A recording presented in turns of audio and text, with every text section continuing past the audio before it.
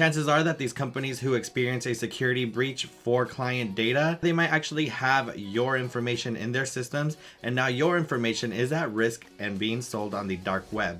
Hello everyone, and welcome back to this week's video, where I'm going to be recapping how my second week went in grad school for the cybersecurity program at the University of San Diego. Now this program is online and it's a Master's of Science in Cybersecurity in Operations and Leadership. So remember in last week's video when I said that I didn't have a lot of homework and that it was an easy week for me? Well, I think my instructor might have seen that video because the amount of homework that was assigned for week 2 was crazy.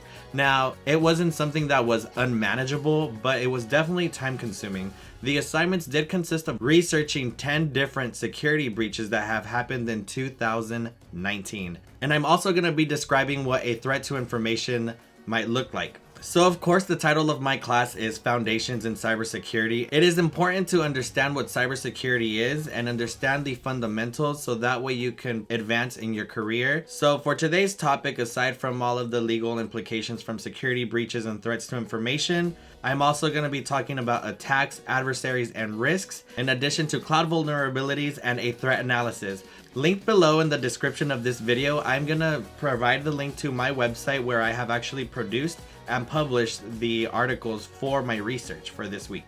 So what is a threat to information?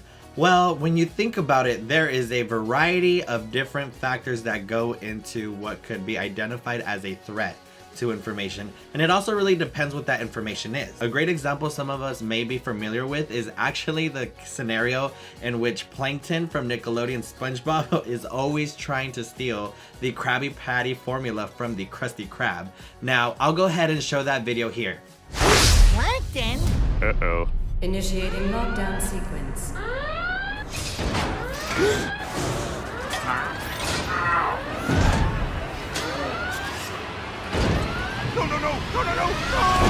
So in this particular case, the information at risk is the Krabby Patty formula, and the threat to this information is actually Plankton himself. Now this could be considered a physical threat.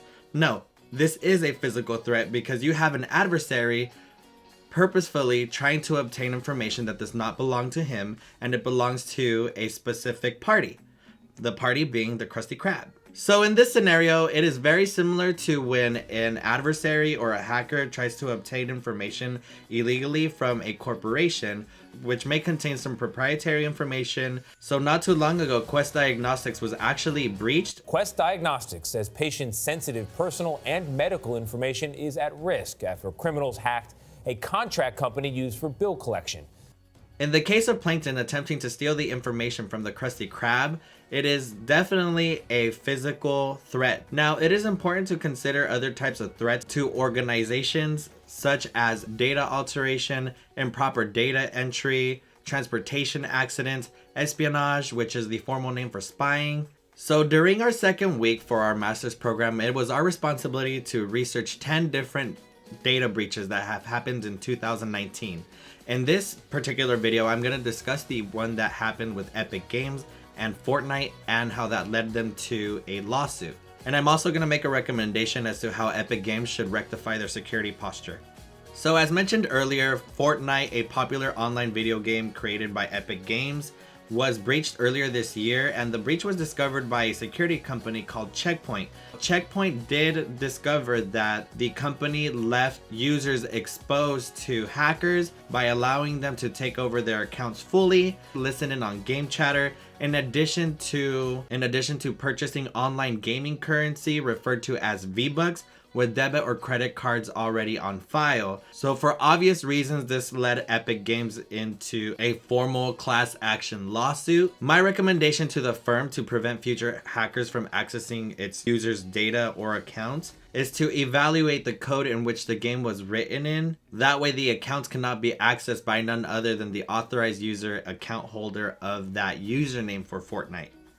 In addition to that, Epic Games should notify its clients of suspicious online activity, such as multiple purchases, and if things do arise that are out of the norms for the user itself, it should definitely consider locking the account and forcing them to verify their account in order to gain access.